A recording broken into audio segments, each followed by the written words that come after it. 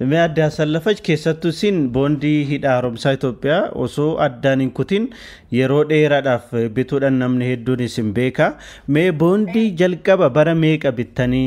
2003 bu'uurri bu'ee anammoo sanee baankii galee boondii jedheen.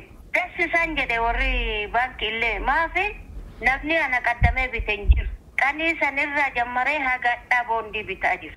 Maallaqa qusadheeni jettan maal hojjettu? Birrii meeqa qusattanii boondii bittan?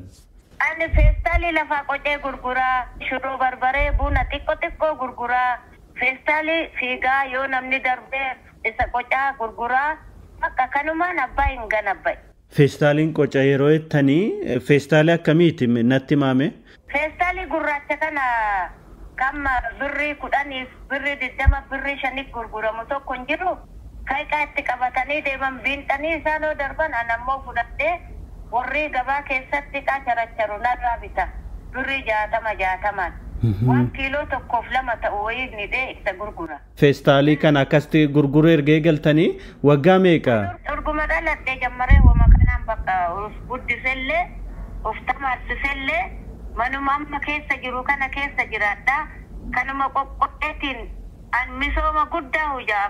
Jalqaba kan bittan birrii meeqan ture? Birrii kumaan bite jalqaba. Saantiimiidhaan bitta birrii tokko tanaan. Baankiin illee ajaa'iba jedhee achi nama muluunuu bita. Abbaa giddibii kanallee gize 4 dhaqeera. Mee jalqaba yeroo boondii kana bittanii boondiin maal akka ta'e beektu turtanii? Boondii bituu fi boondii hoo jedhani gurraan dhaga'e malee boondii birrii 10 na fakkaataa jira. Yoo dhaqoo milikkita sa'aan akkennan hin beeke gulan. Deemtanii baankiidhaa boondii bituudhaaf maaltu sin kakaase? Maaltu sababa isiniif ta'e? Jaalala biyyaatiin na kaase ka addaa geejjinatii ture daa'ima ta'ee abbaa maadaraa yelloommee gindii izooraallee yoo jedhan dhaga'ee guddadhee amma gindii miti warqii kenna qabatee deemuu miti maallaqa misooma biyya waan nuufiteef gassina jedheetiin boondii bitee. Sana booda erga bara 2003 asii waggaadhaan bittumoo ji'aan immoo akkamitti bittumee boondii? Saamintii tokkoon gizee 4 gizee 5 bitan. Akkuma gurgureen boondii malee waan biraan hojju.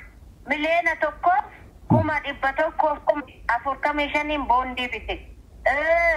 145 gumaacha jechuudha.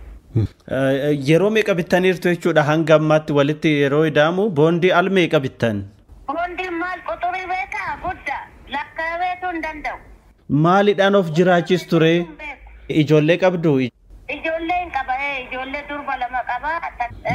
Daa'ima dammoo haadhan beenne guddisaa jira. An daa'ima namaallee guddisaa jira.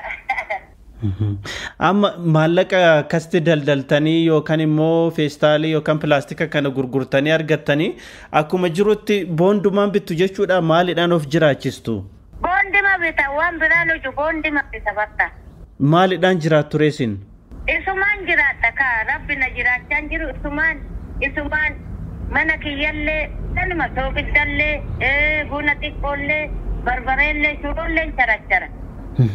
Ka feestaalii gurguru garuu hidha abbaa itiif kenna. Guutummaatti jechuudha. Kasala hoo hin gurgurtu qinixaaboo? Kasalallee gurgura abbirree 5 illee